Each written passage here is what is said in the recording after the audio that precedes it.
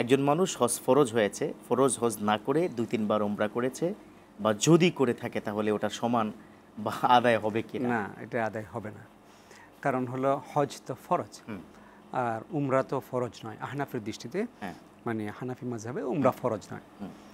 তো আপনি অন্য কোনো আমল দিয়ে ফরজের সমমান অর্জন করতে পারবেন না। 1 কোটি রাকাত। হ্যাঁ, আমি এটাই বলতে চাচ্ছিলাম। সহজ একটা উদাহরণ দেখেন। কেউ একজন হয়তো ফরজ নামাজ আদায় করলো না, সে 2 ওয়াক্তের মাঝখানে যত সময় আছে পুরোটা সময় নফল আদায় করলো। 1 ওয়াক্ত ফরজের সমান তো সওয়াব হবে না, আর আদায়ও হবে না। 1 রাকাতও না, আদায় হবে না। জি জি, রাইট।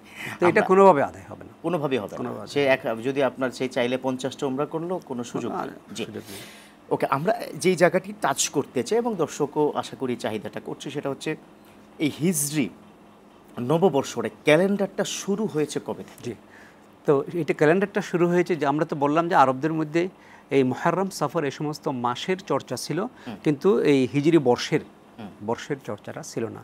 তো রাসূল সাল্লাল্লাহু আলাইহি ওয়াসাল্লাম হিজরত করেছেন, তিনি মদিনায় 10-11 বছর থাকলেন। রাসূল সাল্লাল্লাহু আলাইহি ওয়াসাল্লাম ইন্তেকাল করলেন, আবু বকর রাদিয়াল্লাহু আনহু 3.5 বছর ছিল থাকলেন, তারপর উমর ইবনুল খাত্তাব রাদিয়াল্লাহু আনহু খলিফা হলেন।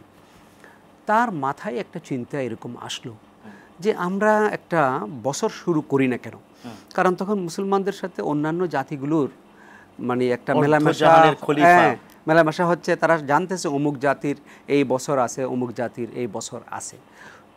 উমর রাদিয়াল্লাহু আনহু এটা নিজ থেকে চালু করেন নাই, সাহাবায়ে কেরামের সাথে পরামর্শ করেছেন। উসমান ইবনে আফফান, আলী রাদিয়াল্লাহু আনহু, সিনিয়র যে সাহাবীরা ছিলেন, সবাই বললেন যে হ্যাঁ, এটা খুব সুন্দর হয় এবং আমরা রাসূল সাল্লাল্লাহু আলাইহি ওয়াসাল্লামের হিজরতের সনটাকে প্রথম সন হিসেবে গ্রহণ করতে পারি। এর প্রস্তাবক কিন্তু সাইয়েদনা আলী রাদিয়াল্লাহু আনহু।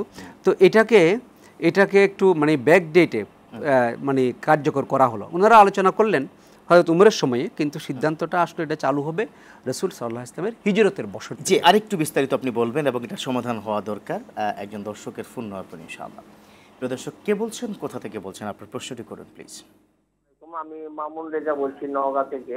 জি, আমি মামুন রেজা বলছি নওগাঁ থেকে। জি, শুনতে পাচ্ছি রেজা ভাই। প্রশ্ন হলো যে 2টা প্রশ্ন।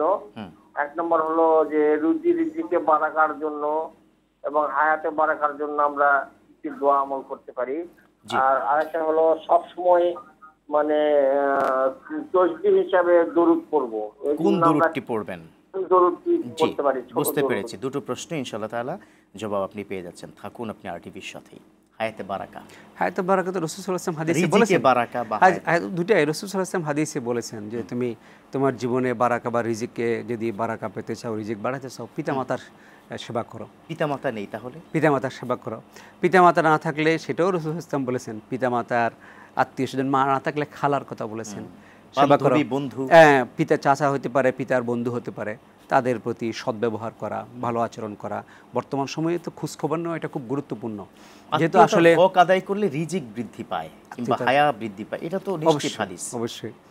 এরপরে রিজিক বৃদ্ধির আরো অনেক উপায় আছে। যেমন রিজিক বৃদ্ধির একটা বড় উপায় হচ্ছে দান করা, বেশি বেশি দান সাদাকা করা, বেশি বেশি দান সাদাকা করা, পাপ মুক্ত জীবন যাপন। অনেকে তো এটা মিন করে যে আমি যদি 1000 টাকা দিয়ে দিই তাহলে তো 1 লাখ টাকা থেকে কমে তো 99,000। আপনি যেটা বললেন বারাকা, বারাকা বিষয়টা আপনার সবসময় সংখ্যা দিয়ে হয় না।